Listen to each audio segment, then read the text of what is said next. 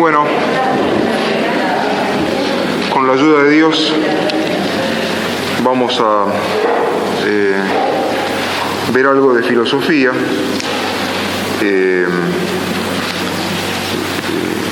Y hoy concretamente vamos a tratar de introducirnos en el tema. Por ello, es una aproximación gradual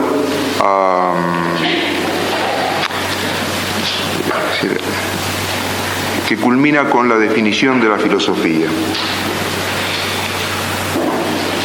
La filosofía es una de aquellas cosas de la que todo el mundo más o menos tiene idea hasta que la tiene que definir. Cuando la tiene que definir, ya ahí comienzan las complicaciones. Entonces, comenzamos con la etimología, porque, es decir, la palabra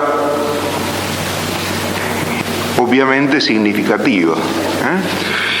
Filosofía es una palabra griega, significa amor a la sabiduría. Filos, amor, y Sofía, sabiduría. Esa catedral que estaba en Constantinopla, Santa Sofía no era una santa particular, sino la sabiduría de Dios, la segunda persona de la Santísima Trinidad. Sofía, la palabra griega que significa sabiduría, el verbo. En un principio, esta palabra, Sofía, designó cualquier tipo de habilidad manual. Por ejemplo, un artesano notable era un hombre sofos, sabio. Después se restringió para la habilidad en las bellas artes, la música, la poesía, y finalmente para el saber en general. Por último, para el saber más excelente. Y así, cuando un hombre era notable por su inteligencia y sabiduría en el mundo griego, se le llamaba sofos y también sofista. Pero este último término fue adquiriendo una connotación peyorativa, es decir, que conservó hasta el día de hoy. Un sofista es alguien que tiene habilidad para proponer razonamientos especiosos y lograr el triunfo, cualquiera sea la tesis que tenga que defender. En el mundo latino tenemos otra palabra que es equivalente: sabiduría, sapiencia. Sapiencia originariamente significaba cualidad sabrosa, sabor, sapere, saber, saborear, tienen la misma raíz.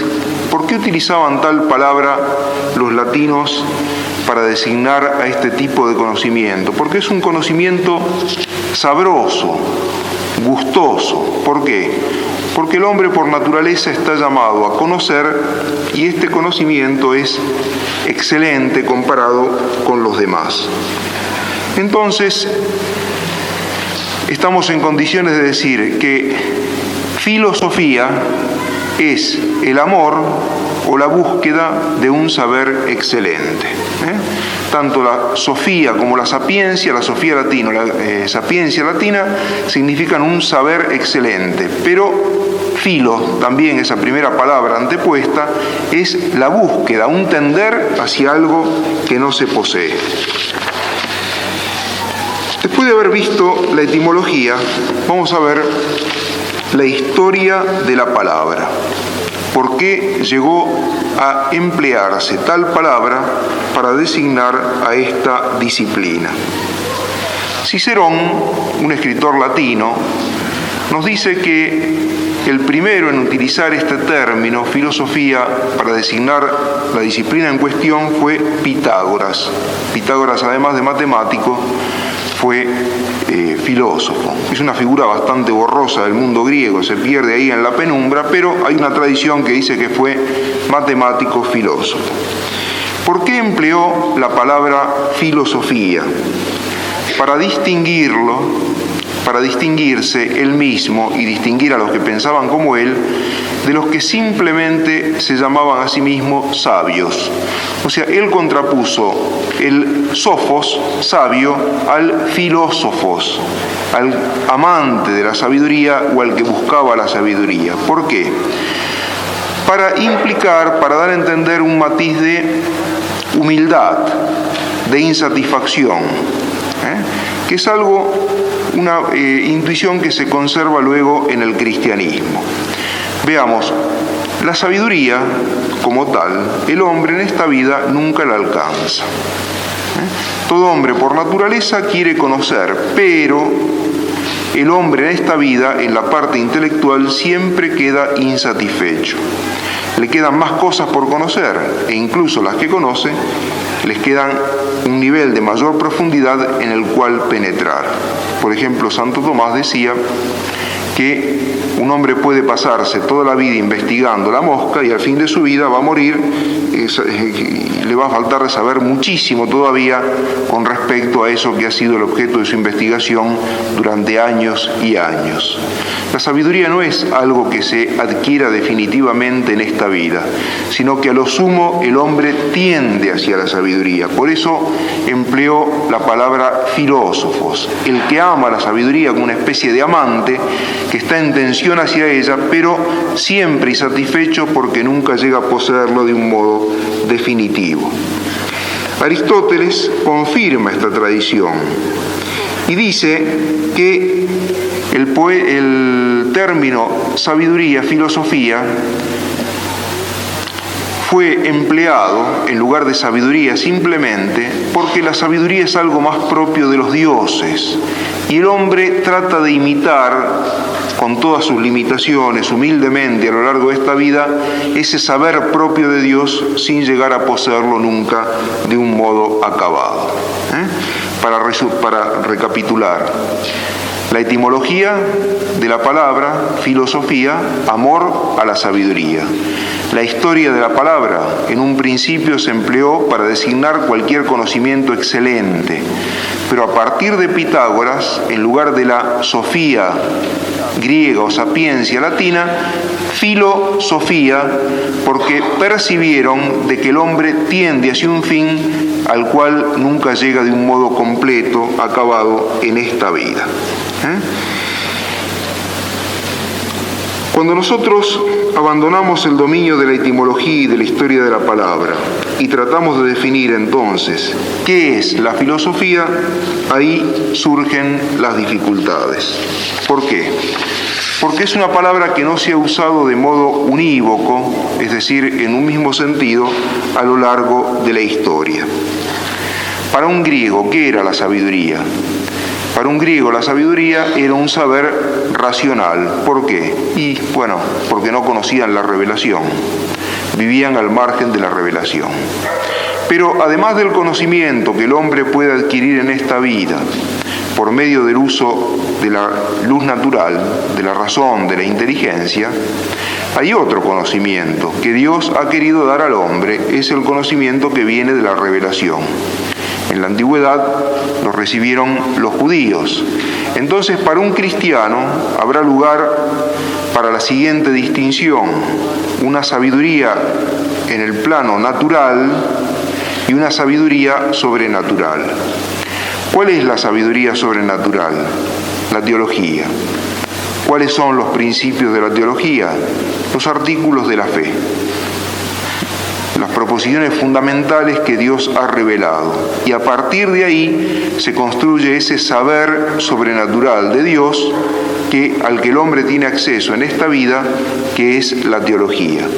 En un plano inferior, porque es puramente natural, hay otra sabiduría. ¿Cuál es? Y esta que nosotros trataremos de presentar a lo largo de este curso. Para llevar adelante esa sabiduría teológica se necesita tener fe. Para llevar adelante la filosofía no es necesario tener fe. Existe otra dificultad. La idea que, por ejemplo, Santo Tomás se hacía de la sabiduría englobaba la casi totalidad del saber humano. englobaba el conocimiento de la naturaleza, el conocimiento matemático y lo que hoy llamamos propiamente conocimiento filosófico. Pero a lo largo de los siglos se han producido, es decir, rupturas en el campo del saber, del Renacimiento en adelante, del 1500, 1600 en adelante. Las ciencias de la naturaleza se han divorciado de la filosofía y también las ciencias matemáticas, de modo que muchas veces se llega a la oposición entre una ciencia física, biológica, lo que sea, y la filosofía. Es más, las ciencias de la naturaleza pretenden hacer uso exclusivo del título de ciencia y no reconocen el carácter científico de otras disciplinas, pues entre ellas la filosofía. Así que, si hubiésemos preguntado a un griego, ¿y qué es la filosofía? Es aquella disciplina que el hombre cultiva cuando aspira a tener el saber más excelente. Con la aparición del cristianismo hay que hacer la siguiente precisión. A esta ciencia que el hombre quiere tener hay que distinguir con respecto a esta ciencia otra superior que es el saber teológico.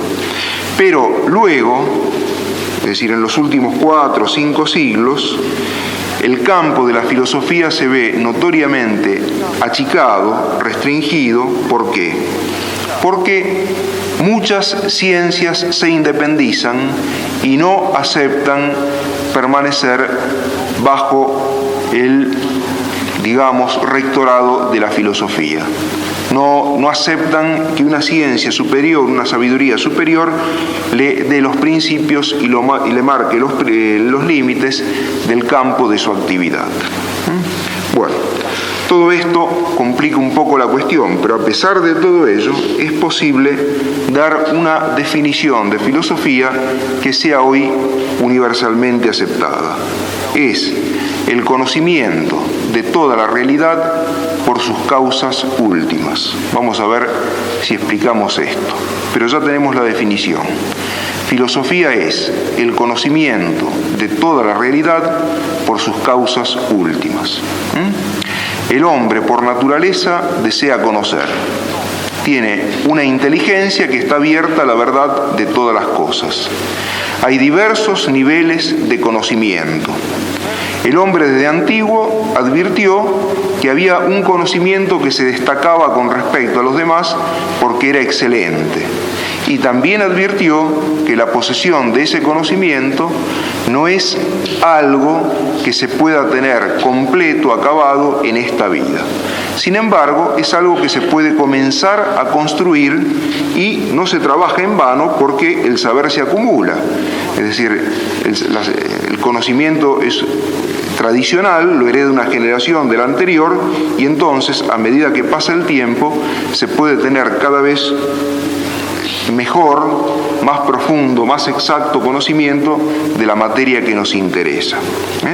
Sin negar la licitud de otros tipos de conocimientos, por ejemplo el conocimiento matemático, el conocimiento de las ciencias experimentales, el conocimiento de la historia, el conocimiento propio de las artes mecánicas, lo que sea, llamamos filosofía o aspiración a la sabiduría a ese intento de conocer la realidad por sus causas últimas.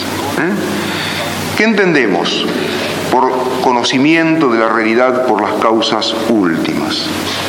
Para entender la definición, nada mejor que contraponer la forma de conocer que tienen las ciencias experimentales con la forma de conocer que tiene la filosofía. Si dijéramos, ¿en qué se diferencia la ciencia física de la filosofía? ¿En qué se diferencia la astronomía, la geografía, la biología, la botánica, etcétera, del conocimiento filosófico? Simplificando un poco las cosas, podríamos decir que las ciencias no filosóficas, las ciencias que se refieren a la naturaleza y son no filosóficas, intentan describir el funcionamiento del mundo. cómo se producen los fenómenos. No van mucho más allá. Recuerdo una vez, escuchando un programa por radio, evidentemente, es decir, era invierno y en invierno la gente suele engriparse y los periodistas encuentran en ello un excelente motivo para llenar el tiempo ahí en los programas. Le hacían un reportaje a un médico conocido, Florencio Escardó. Decía, ¿y qué puede hacer la gente para la gripe? Y dice, bueno, mire, tomar tal cosa y tal cosa, hacer tal cosa. Y dice, ay doctor, ¿y por qué tales remedios sirven para la gripe? Y dice, bueno, mire, en definitiva, dice, uno se limita a tomar una pastillita que no se sabe bien lo que es y sin que tampoco se sepa muy bien por qué produce tal efecto. Dice, porque al médico no le interesa tanto averiguar por qué cura, sino constatar que una cosa cura y cuando, es decir, sabe que el paciente ha sido curado, se da por satisfecho, por lo menos que tiene probabilidad de ser curado, entonces se da por satisfecho. Es decir, a las ciencias experimentales le interesa menos el por qué que el cómo. Describir el funcionamiento y en base a ese conocimiento, que es un conocimiento lícito, llegar a un resultado que era el que se había intentado.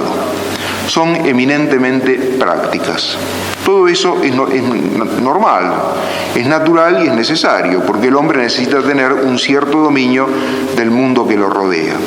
Pero además de ese tipo de conocimiento, hay otro en que el hombre pregunta el por qué suceden las cosas, por qué son así. A las respuestas a esa pregunta, al por qué con respecto al ser de las cosas, a eso lo llamamos conocimiento por las causas últimas. Por ejemplo, un físico puede decir, bueno, el universo se originó de tal manera. Iba a decir, al principio estaba toda la materia concentrada en un núcleo, de repente hubo una gran explosión y la materia comenzó a distenderse, a separarse, el universo se está ampliando y así aparecieron los planetas, las estrellas, las galaxias, en fin, todos los demás. Arranca del estado inicial del universo. Había, es decir, toda la materia posible, o por lo menos toda la materia de que consta el universo, concentrada en un núcleo. Pero no pregunta, ¿y esa materia cómo llegó a ser? Cuando pregunta por el origen de algo, por cómo se da su aparición en el ser, ahí se está saliendo del campo de las ciencias experimentales y está poniendo una pregunta que alude a otro tipo de causas. Esas son las causas últimas, las causas que explican el ser de las cosas. ¿Cómo es que las cosas llegan a ser? ¿Cómo es que se mantienen en el ser? ¿Y bajo qué condiciones llegan a perder el ser?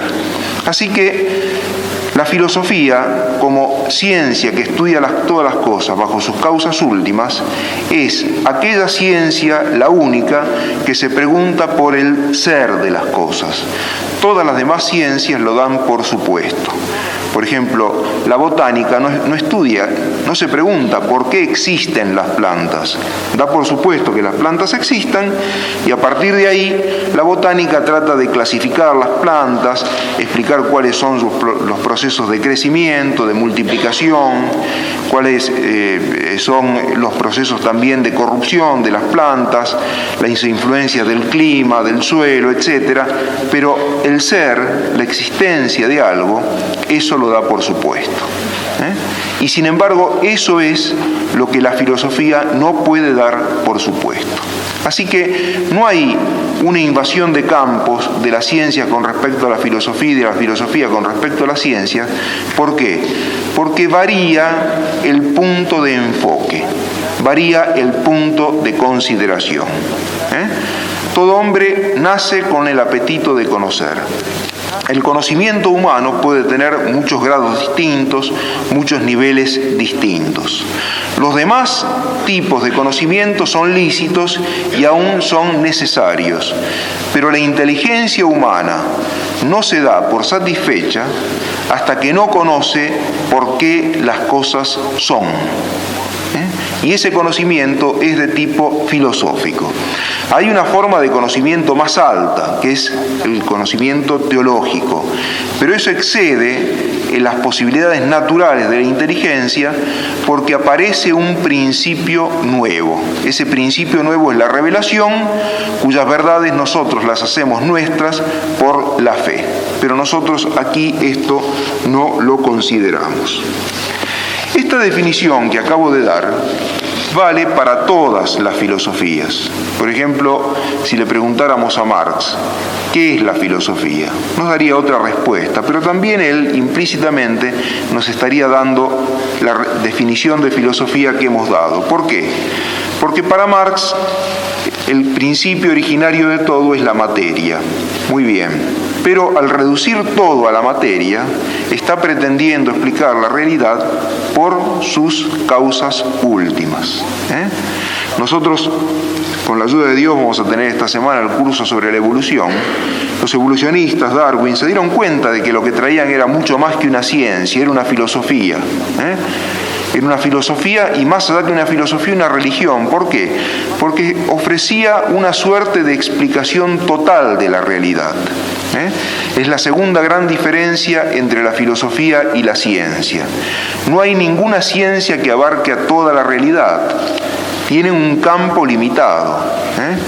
La botánica tiene un campo, la zoología otro, la óptica otro, la astronomía otro, la física, la química, y dentro de cada uno a su vez hay subespecialidades que tienen un campo más restringido. En cambio, la filosofía tiene un campo que abarca toda la realidad. Es decir, le interesa toda la realidad, pero no le interesa toda la realidad para desplazar a las demás ciencias, sino para preguntarse qué son las cosas, cómo llegan a ser y qué condiciones deben cumplirse para que se mantengan en el ser. Bueno, después de haber tratado de definir, de dar la historia de la palabra, sofía o sabiduría, cómo llega de sofía a transformarse en filosofía, porque el hombre en esta vida, ese tipo de saber total, ese conocimiento de toda la realidad por las causas últimas, nunca lo puede tener de un modo acabado, nunca lo puede tener de un modo exhaustivo. Después de habernos ayudado de la etimología y de la historia de la palabra, para llegar a la definición, el conocimiento de toda la realidad por sus causas últimas o causas de ser, en lo que se diferencia de las demás ciencias, que son conocimientos de un sector de la realidad, cada una de ellas, y no por sus causas últimas, sino por sus causas próximas, porque no le interesa tanto responder a por qué son las cosas, sino cómo funcionan. Esto, repito, simplificando un poco excesivamente, pero la respuesta va por ese lado. Después de haber llegado a la definición, trataremos de describir la sabiduría, porque es otro ángulo de enfoque que nos va a permitir poseer el objeto de nuestro estudio de un modo más perfecto. Santo Tomás recoge 6 rasgos característicos de la sabiduría que ya habían sido señalados por Aristóteles. Aristóteles, y Santo Tomás repite, decía que lo característico del sabio, del filósofo, era poseer la ciencia de todas las cosas, sin que para ello fuera necesario conocer cada cosa en concreto. ¿Por qué? Porque posee la ciencia de todas las cosas en cuanto esa cosa se refiere a la causa última.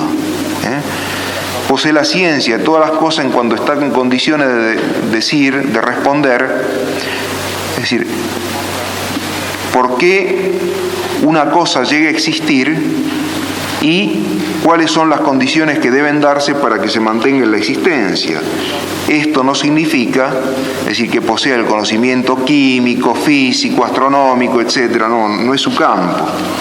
En segundo lugar, lograr el conocimiento de las cosas difíciles por medio de la penetración de la inteligencia, y esto también ayuda a caracterizar la filosofía.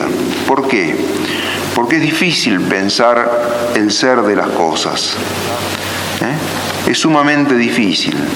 Es mucho más fácil que caiga en el campo de nuestra atención o de nuestra consideración aquello que es el motivo de las otras ciencias. Algo se mueve, por qué se mueve, de dónde a dónde, cuáles son las condiciones del movimiento, todo eso llama más fácilmente la atención a nuestra inteligencia. Pero este nivel de consideración, según las causas últimas, considerar las cosas a la luz del ser, es más difícil. En tercer lugar, obtener con respecto a lo que se conoce una mayor certeza posible, y esto también es una característica de la filosofía. ¿Por qué? Porque aunque sus principios son difíciles de obtener, esos principios son inconmovibles, son absolutamente siempre válidos, mientras que no ocurre así con las demás ciencias. Las ciencias experimentales han llegado a manejarse en un nivel en que muchas veces sus principios son provisorios, valen un cierto tiempo, y después se encuentra que hay que reformularlos. Por ejemplo, es decir, Newton se pensó que había logrado la formulación definitiva de la ley de gravedad. Es decir, pero después viene la teoría de la relatividad e introduce correcciones en esa ley de Newton que tuvo vigencia o valor durante 2-3 siglos, 3 siglos por lo menos. En cambio, con los principios filosóficos no ocurre así. Esos principios, una vez que sean establecidos, son firmes, valederos para siempre. Así que esta tercera nota también pertenece con razón a la filosofía. Las otras dos, recordemos, conocer todas las cosas a la luz del ser. No significa que el filósofo sea alguien que tiene un conocimiento enciclopédico, que sabe todo de todo, no. Puede ser filósofo e ignorar las cosas de la química, de la física, de la matemática, de la astronomía, de la medicina, y de hecho es necesario que sea así porque la capacidad humana es limitada. La segunda nota, lograr un conocimiento de las cosas difíciles. La tercera, obtener un saber que tiene la mayor certeza posible. En cuarto lugar, ser capaz de hallar las causas en toda cuestión estudiada y, en consecuencia, ser capaz de enseñarla. La característica de la cabeza filosófica es que se pregunta el porqué de lo que estudia.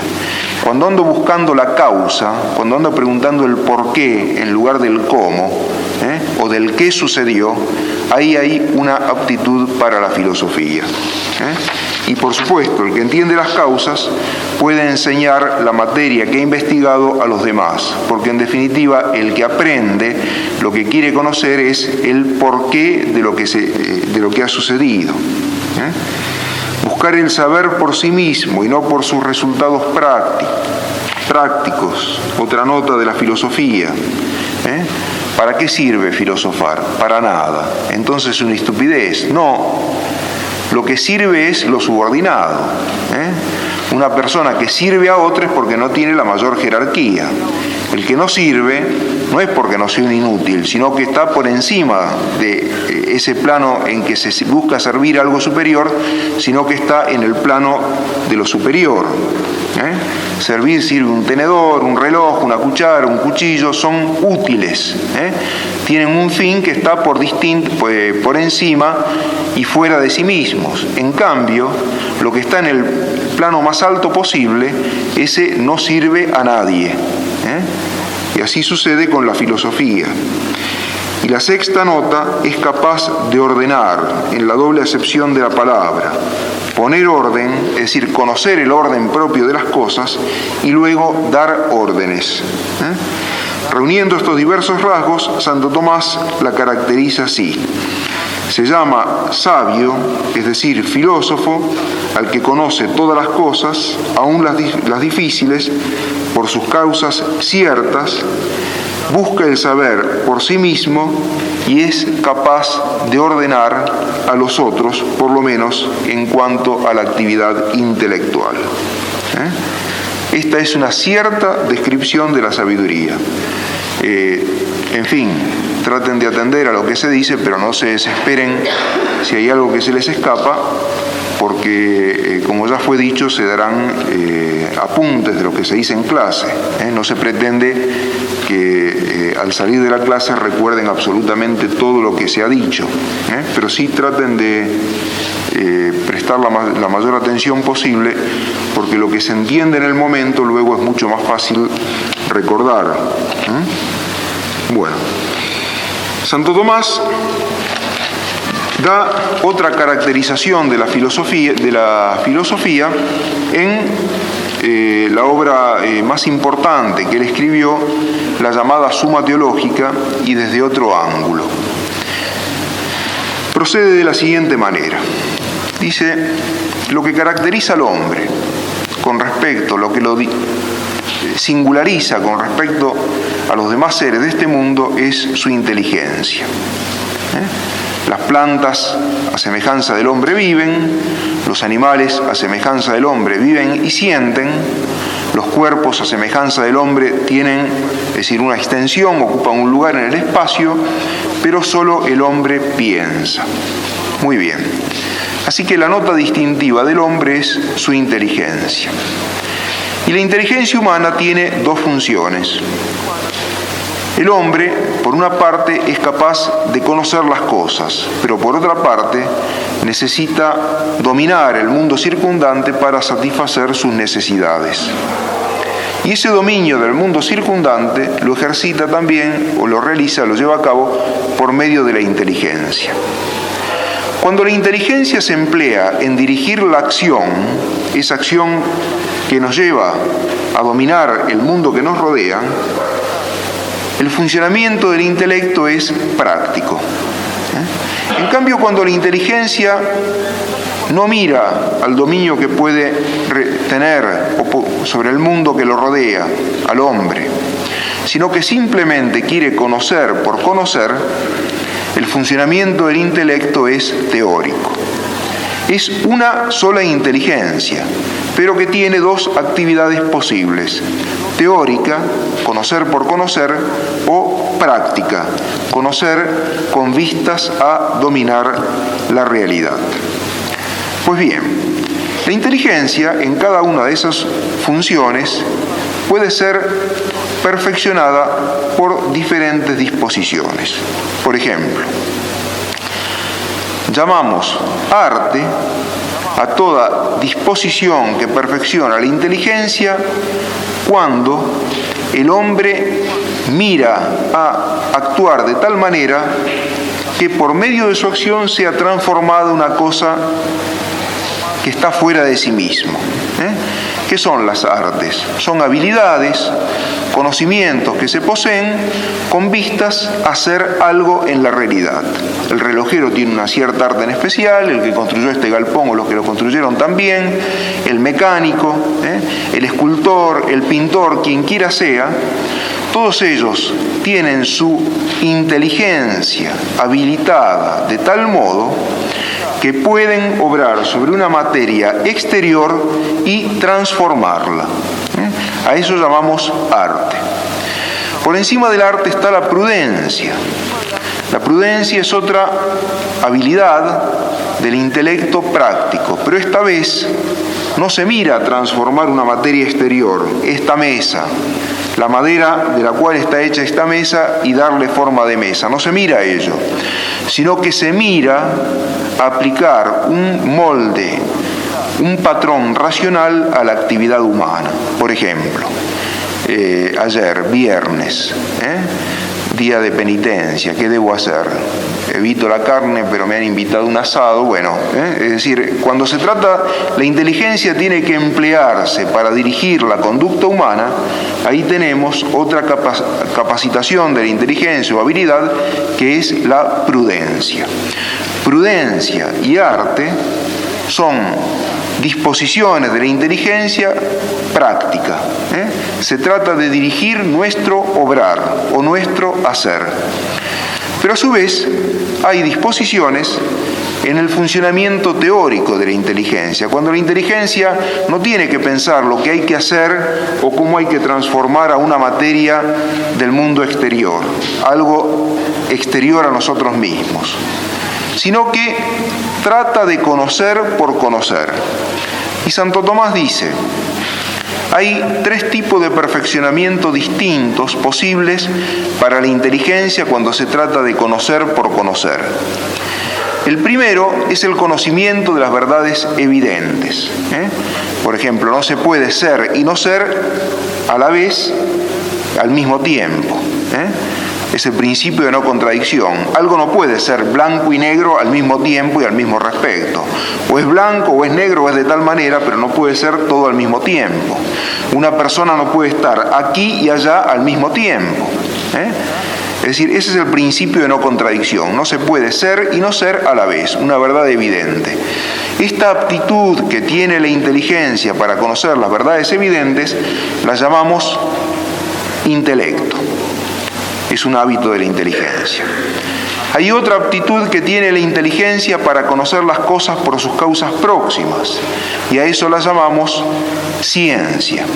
Y por fin, hay una aptitud que tiene la inteligencia para conocer las cosas por sus causas más altas, y a eso la llamamos sabiduría o filosofía. Es una nueva caracterización de la filosofía que es afín a la anterior.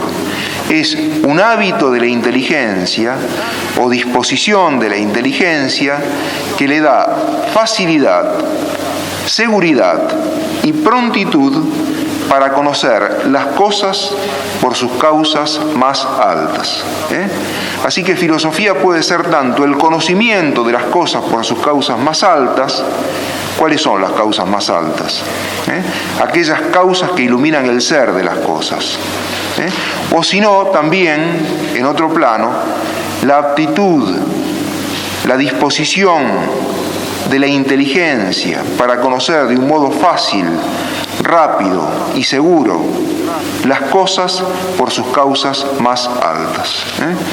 Y con eso ya tenemos suficientemente caracterizada a la filosofía. Quedan extraer de estos algunas consecuencias. La primera, la filosofía no es, por lo dicho, una suma de todas las verdades que poseen las diferentes ciencias. ¿Quién es el filósofo? El que, a fuerza de haber leído libros de un tipo y otro tipo, conoce geografía, historia, etnología, biología, química, astronomía. No. Ese ideal enciclopédico, que dicho sea de paso es el ideal de nuestra escuela primaria y secundaria, eso no da la filosofía. Es decir, la filosofía se distingue de todo esto porque enfoca la realidad desde otro ángulo. En segundo lugar, la filosofía no entra en conflicto con las ciencias particulares. Para poner un ejemplo, un águila no puede chocar con una ballena. ¿Por qué? Y porque se mueven en distintos planos. Nunca se va a dar un choque entre un tren y un transatlántico. ¿Por qué? Y porque tienen planos distintos. Tienen planos distintos. Entonces, la tan mentada oposición entre ciencia y filosofía, es decir, es un error insostenible. Muestra una ignorancia crasa con respecto a lo que es filosofía y a lo que es ciencia. Cada una es autónoma en su plano. También, por lo anterior, los planos no coinciden, el de una no es el de otra. Y la tercera consecuencia, es completamente inútil la pretensión de introducir en la filosofía el método de una ciencia particular. Esto es algo que ha pasado repetidas veces a lo largo de la historia de la filosofía. Cuando una ciencia tiene éxito, se trata de introducir el método de esa ciencia en la filosofía. Pero es falso. ¿Por qué? Porque el método es pedido en cada caso por cada ciencia particular. Así como ya en las ciencias que están en un mismo plano, no es posible utilizar el método de una en otra, es decir, medicina que tiene algo de arte y algo de ciencia tiene un método. En cambio, la matemática tiene otro método. no es posible cambiar el método de una con el de otra, menos aún es posible cambiar, confundir el método de una ciencia en particular con el método de la filosofía. La naturaleza de cada procedimiento científico pide que se obre de una manera y no de otra. Bueno, como queda poco tiempo, trataremos de sintetizar para que este resumen final les ayude a tener en claro todo lo que se ha dicho, o lo más importante de lo que se ha dicho en la clase. Definición etimológica o aproximación etimológica de la filosofía. Amor a la sabiduría. Historia de la palabra, sabiduría o sapiencia. ¿Qué caracteriza? Un saber excelente. ¿Por qué está en el hombre esa preocupación por el saber excelente? Porque el hombre se diferencia de todo lo que lo rodea por su capacidad de conocer. Y el hombre necesita conocer. Tiene esa inquietud por conocer. Es la razón por la cual, es decir, por la mañana cuando la gente se levanta va corriendo a prender la radio, a leer el diario, quiere enterarse. Pero en el fondo de todo eso, en la raíz de todo eso, está ese apetito de conocer. Se encuentran dos y uno le dice a otro, ¿alguna novedad? Cuando se encuentran dos perros uno le dice al otro, ¿alguna novedad? El perro no nació para conocer. En cambio el hombre sí necesita conocer. Es decir, ahora, hay diversas posibilidades en el conocimiento y se llama filosofía o sabiduría a un conocimiento excelente. En tercer lugar, ese conocimiento excelente es algo inacabado. El hombre aspira a una forma de conocer que no se puede dar completa y terminada en esta vida. Es un saber acumulativo. Uno es heredero de lo que otros han filosofado y por otra parte uno prepara el campo, prepara el terreno para los que vendrán después de uno. El hombre es naturalmente heredero. A partir de estas caracterizaciones podemos intentar definirlas. ¿Qué es la filosofía? Es un saber de toda la realidad por sus causas más altas. ¿A qué llamamos causas más altas? A las causas del ser. La filosofía se preocupa por el ser de las cosas, por qué son. En cambio, la ciencia de tipo experimental, ciencia de la naturaleza, estudia más bien el funcionamiento. En lugar de preguntar tanto por qué, preguntan cómo. En segundo lugar, la filosofía trata de abarcar toda la realidad, no para ser la ciencia única, sino porque de hecho todo es, y entonces todo cae en su campo de interés. En cambio, las otras ciencias no abarcan toda la realidad, son necesariamente limitadas. La filosofía también se podría definir de otra manera, como un hábito o una disposición de la inteligencia humana que le da facilidad, prontitud y seguridad para conocer todas las cosas por sus causas más altas. En esto se distingue de los otros hábitos del intelecto especulativo o de la función teórica de la inteligencia, cuando la inteligencia busca conocer por conocer, y también de los hábitos o disposiciones del intelecto práctico o funcionamiento teórico de la inteligencia, cuando la inteligencia conoce para dirigir la acción o la operación. Bueno, la filosofía no es la suma de las demás ciencias y la filosofía tiene un método propio, no necesita y además no podría sacar ningún provecho del método de ninguna otra ciencia por más exitoso que sea ese otro método en la otra ciencia. Pero una vez que hemos terminado con esto y ya a punto de terminar la hora, esto es necesariamente algo que puede ser comprendido de forma parcial. ¿Por qué? Porque la filosofía se la conoce filosofando.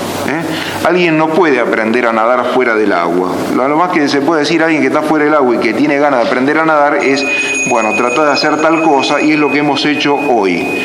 Pero como a filosofar se aprende, como todas las demás cosas de esta vida, haciendo lo que se intenta aprender, el chico aprende a caminar caminando y dándose porrazos, etc.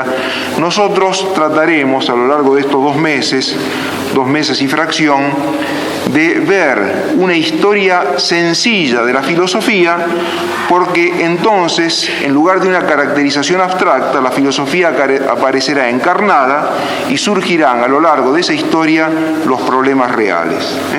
Es una introducción a la filosofía, pero si logramos ver compendiada, sintetizada, simplificada la historia, a lo largo de este curso, al fin de este curso, saldremos con una noción aceptable, adecuada de la filosofía, que les permitirá a los que tengan interés de ustedes lanzarse a un nuevo grado de conocimiento más profundo, más adecuado. Esto con la ayuda de Dios. Será hasta el próximo sábado, si Dios quiere. Gloria al Padre.